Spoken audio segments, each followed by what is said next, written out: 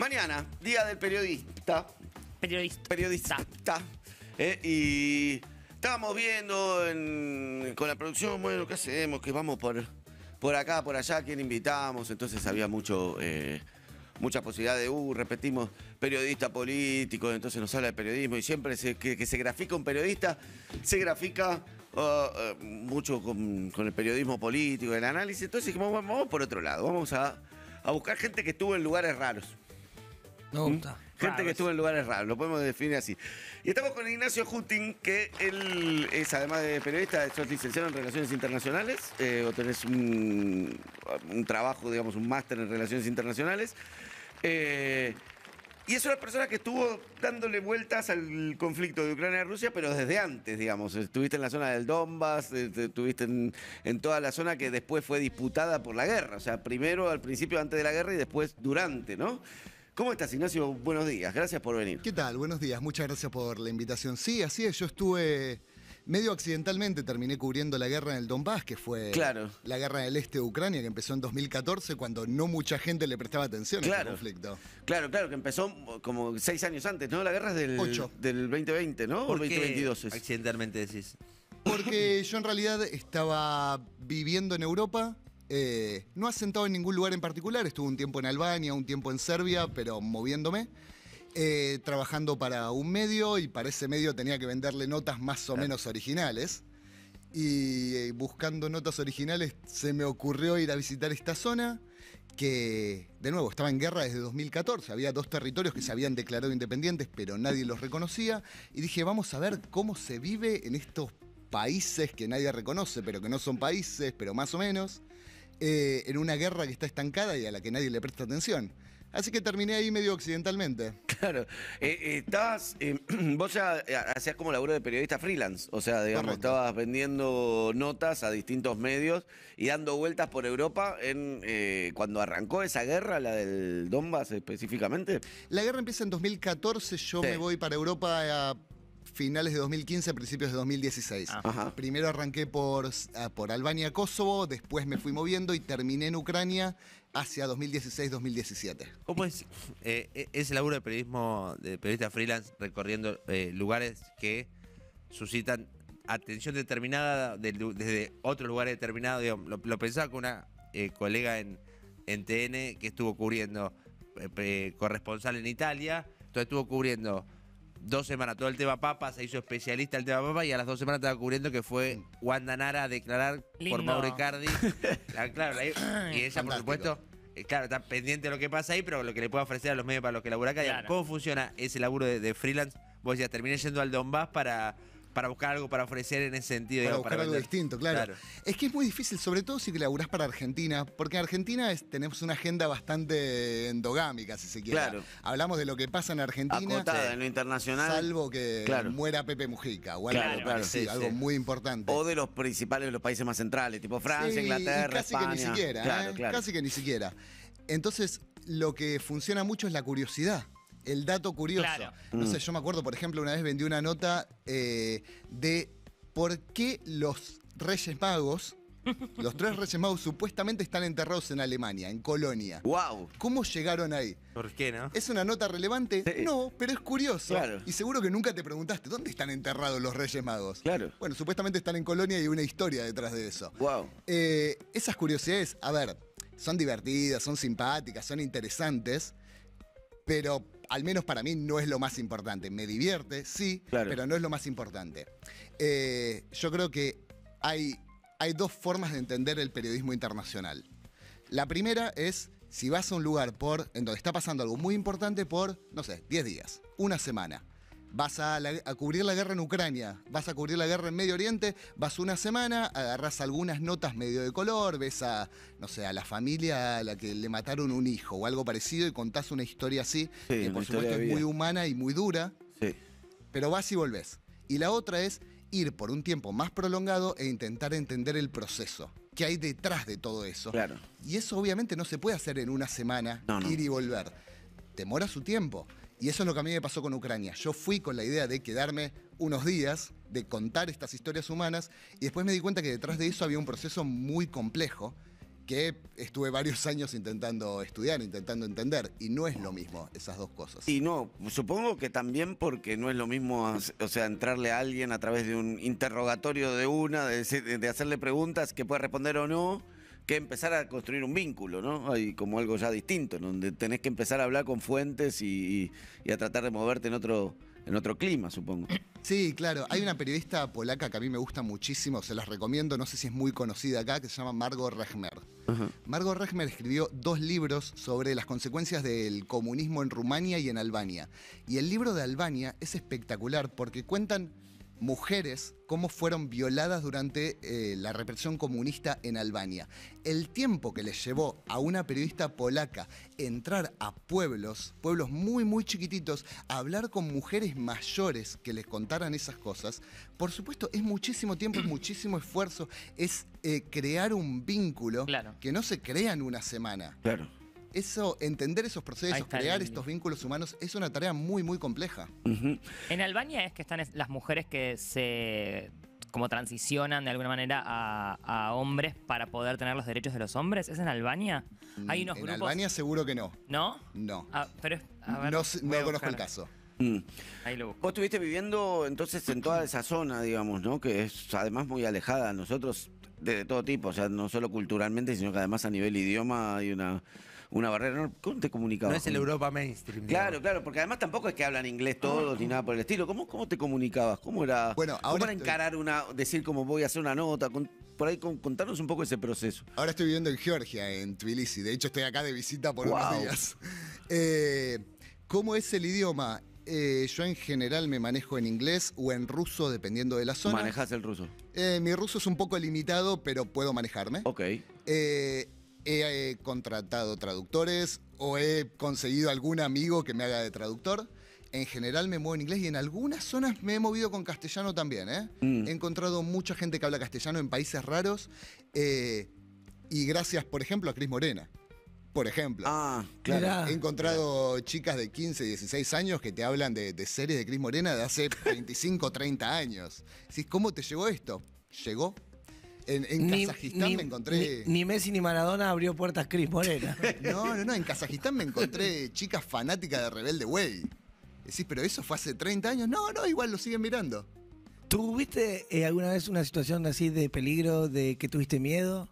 En Bielorrusia me metieron preso, me detuvieron. Al final estuve una noche nada más preso.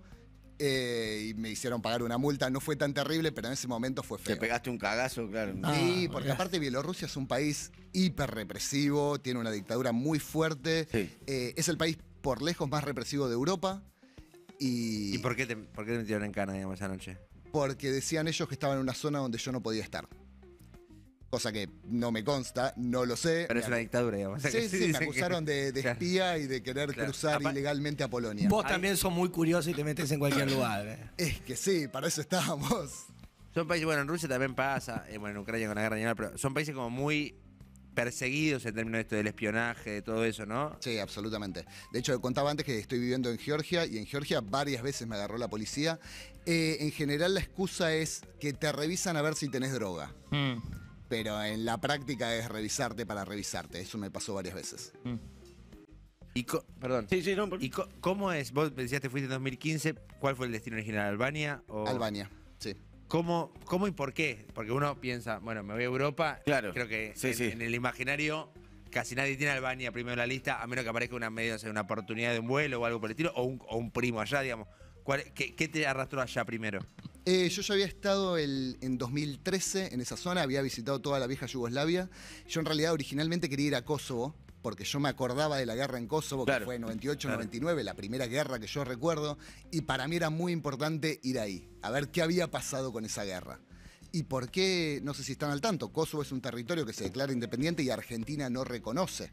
Para Argentina es parte de Serbia, y para más o menos la mitad del mundo. Entonces quería ver cómo se vive en un país que no es un país, pero sí es un país. De nuevo, más o menos lo mismo que contaba del Donbass.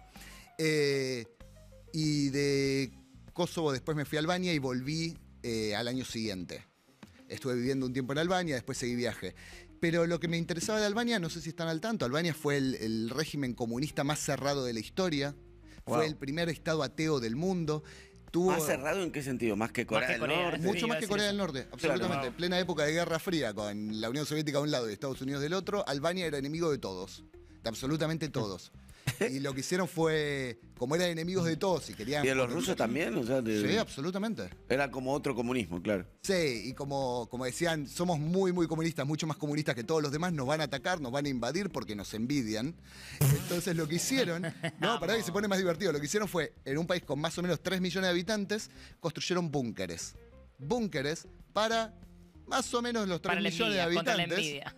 Construyeron 500.000 de búnkeres en No. todos lados, en las ciudades, en las playas, en los cementerios, al lado del mar, en el medio de la montaña, y hoy siguen existiendo. Wow. Entonces quería ir a ver esas cosas. Ignacio, ¿recordás algún ejemplo personal de que por ahí, no sé, tenías un prejuicio, algo que decía va a ser de tal manera, y cuando llegás ahí te encontrás que era de otra? A ver, te voy a decir algo políticamente incorrecto, pero bueno. Cuando estuve en el este de Ucrania, en esta zona, según Ucrania controlada por Rusia, según Rusia controlada por países independientes, yo estoy más cerca de la primera, estaba controlada por Rusia. Más allá de eso, antes de ir a esa zona, desde Ucrania, los ucranianos me dijeron, no vayas a esa zona, son todos terroristas. Claro. Y yo fui con la idea de, me estoy metiendo con talibanes, me estoy metiendo con Al-Qaeda, me estoy metiendo con Bin Laden. Ah, terroristas musulmanes en esa línea, te Terroristas decían. en realidad no, porque son Porque son de rusos. Donetsk y son esas zonas, ¿no? Correcto. Claro, que eran Y- como partisanos, militantes, o sea, como guerrilleros, pero de la zona. Sí, Claro. o de la zona o de Rusia, pero Claro. en su enorme mayoría son cristianos ortodoxos, no son musulmanes. Claro, con Habrá incidencia, algún que otro claro. musulmán, pero no la enorme mayoría. Y me encontré con una sociedad civil, mal o bien, errada o no, pero no fanáticos delirantes. Claro. Como una Claro. sociedad con la que se podía discutir, estés de acuerdo o no. Obvio. Más allá de que sí había gente que había invadido la zona y que estaba atacando a civiles del otro lado, es cierto, pero la enorme mayoría eran civiles y hoy es algo que es políticamente incorrecto decir. Claro. Y encontraste, o sea, te pudiste vincular, no tuviste ningún tipo de situación puntualmente con eso, sino que pudiste hacer tu laburo, digamos. Nada particularmente en grave. todos los lugares Y- pudiste hacer tu laburo. Y a mí algo que me fascinó de eso, que se contó muy poco y que yo no había leído en ningún lado, es que había en esta zona, había muchos extranjeros peleando de un bando que Ucrania consideraba terroristas. Claro. Entonces yo me preguntaba, ¿qué hace un chileno, un brasileño, un indio, un español peleando en una guerra completamente ajena Ajenísima. en un bando que Ucrania considera terrorista? Claro. ¿A qué venís? ¿Y a qué venían? La respuesta sencilla es por plata, pero la verdad es que no Mercenarios. cobraban mucho. No cobraban mucho, cobraban algo así como $200, una cosa así. Fingían ser sentir que mercenarios su para vida poder. tenía sentido. Claro, para poder tirar tiros, en realidad. No, era más que nada, al menos por la gente con la que yo hablé, y hablé con unos cuantos, era por cuestiones más bien ideológicas. Y tenías un sector más bien de izquierda que decía Claro. que iban a pelear contra nazis que están matando gente.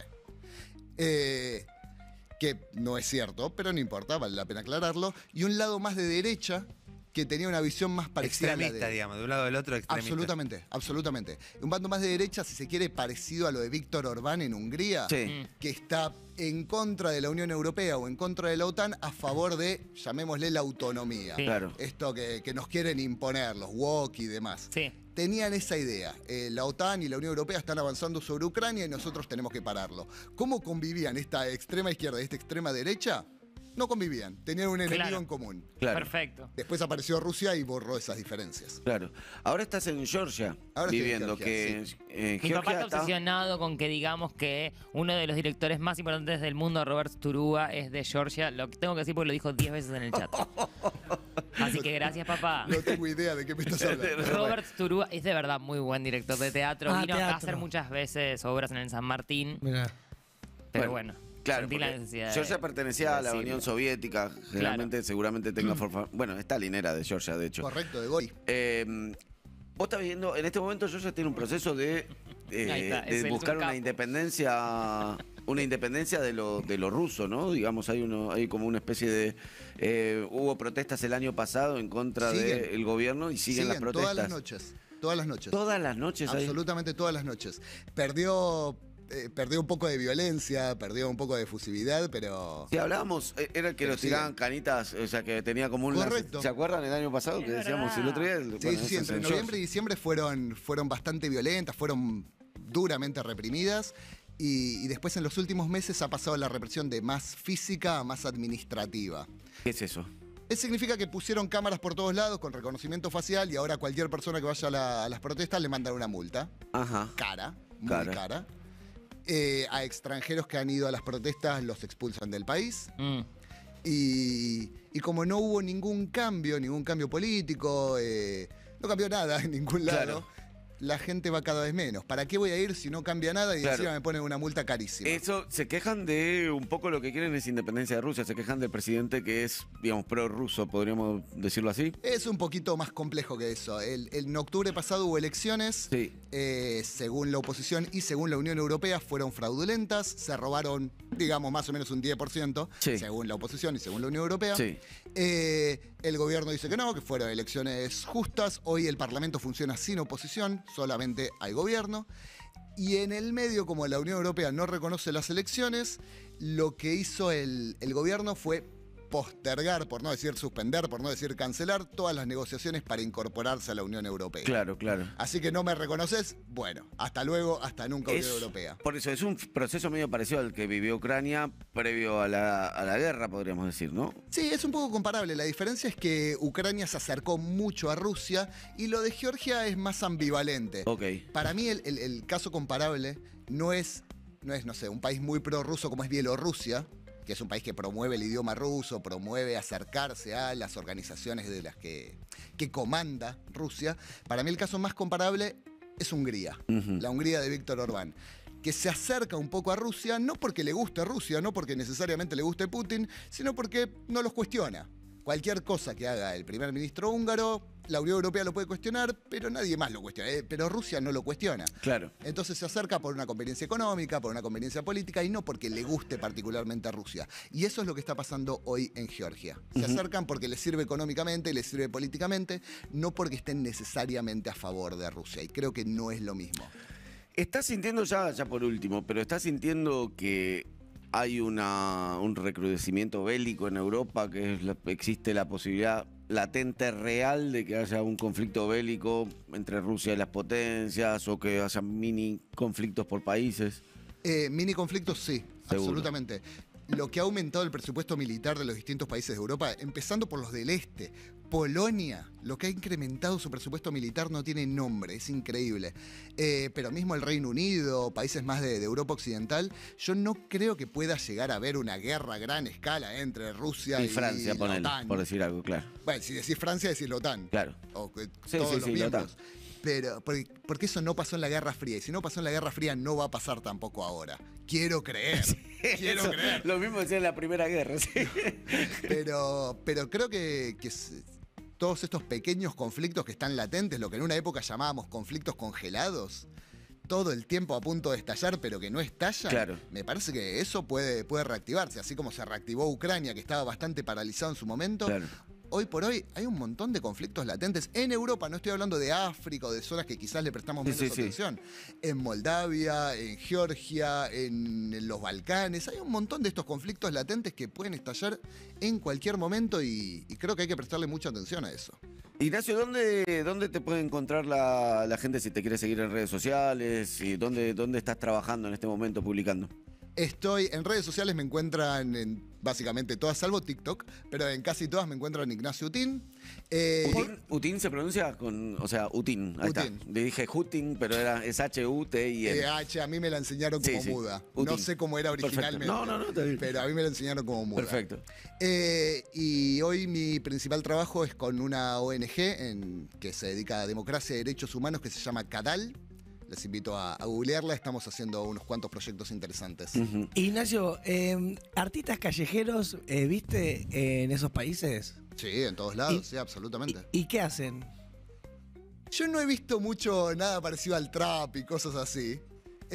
Cosas más tradicionales, más clásicas. Músicos, así. Sí, mucho el tipo de 20 y pocos con la guitarra acústica. Ah, músicos, ok. Nada muy fuera de lo común. Bien, bien. ¿Qué querías ir a hacer? ¿Te das algo? No, una idea capaz para- que me decía que hay, no sé, estatua viviente de tal manera, no sé. Títeres, ponele. Grandes pianistas salieron de Giorgio. Nunca creo que vaya a esos lugares y es algo que me da curiosidad.